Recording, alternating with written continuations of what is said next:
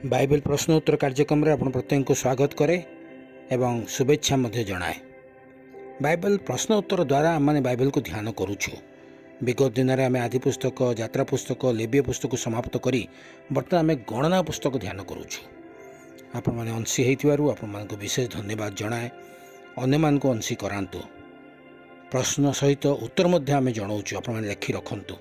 आज निमंते प्रश्न होची, एलियाब क्यों संतान गणर अधिपति हेब? एलियाब क्यों संतान गणर अधिपति हेब?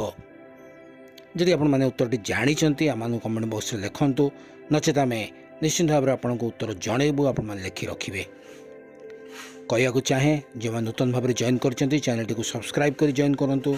अन्य मानक मध्य शेयर करंतु। संडे स्कूल छात्र छात्री मानक अधिकरू अधिक एथरे जो अंशी हेबा निमंते सेमानकु उत्साहित करंतु।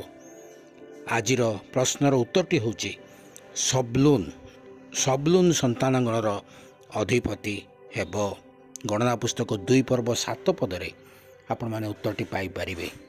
प्रत्येक प्रश्नर उत्तर गुडी को आपण माने लिखि रखंतु एवं निश्चिंत भाव में यह कार्य आसिबो। आगामी अध्याय रे आपण माने जोग दियंतु एवं निश्चिंत भाव में सुंदर प्रश्न उत्तर द्वारा आपण माने आम सहित एक सहभागिता मध्य रहिबे।